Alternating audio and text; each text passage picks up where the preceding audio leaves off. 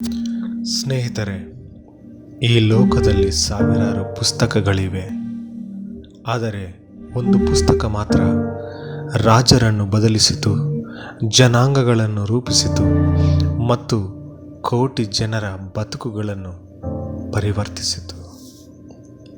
ಅದು ಸಾಮಾನ್ಯ ಪುಸ್ತಕವಲ್ಲ, ಅದು ಬೈಬಲ್. ಬೈಬಲ್ ಒಂದೇ ದಿನ ಬರೆಯಲ್ಪಟ್ಟಿಲ್ಲ. 1000 ವರ್ಷಗಳ ಕಾಲ ರಾಜರು, ಕುರಿಗಾಹಿಗಳು, ಮೀನುಗಾರರು, ಪ್ರವಾದಿಗಳು, ಒಟ್ಟು 40ಕ್ಕಿಂತ ಹೆಚ್ಚು ಜನರಿಂದ ಬರೆಯಲ್ಪಟ್ಟಿತು. ದೇವರು ಮಾನವರನ್ನು ಬಳಸಿದರು, ಅವರ ಕೈಗಳಿಂದ ಬರೆಯಿಸಿದರು. ಆದರೆ ಮಾತು ದೇವರದ್ದೇ ಆಗಿತ್ತು.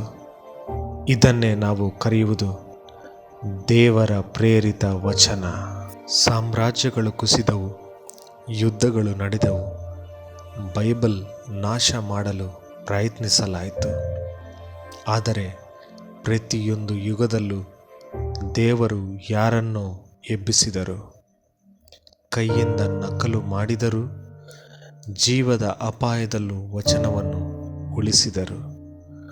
ಬೈಬಲ್ ಸುಟ್ಟು ಹೋಗಲಿಲ್ಲ, ಅದು ಬದುಕಿತು. ಕ್ರಿಸ್ತ ಶಕ 1ರ ಶತಮಾನದಲ್ಲೇ ಅಪೊಸ್ತಲರ ತೋಮನು ಭಾರತಕ್ಕೆ ಬಂದನೆಂದು ನಂಬಲಾಗುತ್ತದೆ. ನಂತರ ಶತಮಾನಗಳ ಬಳಿಕ ಮಿಷನರಿಗಳು ಭಾರತಕ್ಕೆ ಬಂದರು. ಬೈಬಲ್ ನಮ್ಮ ಭಾಷೆಗಳಿಗೆ ಅನುವಾದವಾಯಿತು. ತಮಿಳು, ಕನ್ನಡ, ತೆಲುಗು, ಮಲಯಾಳಂ. ದೇವರ ವಚನ ನಮ್ಮ ಮನೆಯೊಳಗೆ ಪ್ರವೇಶ ಮಾಡಿತು. ಈ ಪುಸ್ತಕ ಕಾಗದವಲ್ಲ, ಇದು ಜೀವ. ಕಾಲ ಬದಲಾಗುತ್ತದೆ, ಆದರೆ ದೇವರ ವಚನ ಎಂದಿಗೂ ಬದಲಾಗುವುದಿಲ್ಲ. ನೀವು ಈ ಪುಸ್ತಕವನ್ನು ಓದುತ್ತೀರಾ ಅಥವಾ ಇದು ನಿಮ್ಮನ್ನು ಓದುತ್ತಿದೆಯೇ?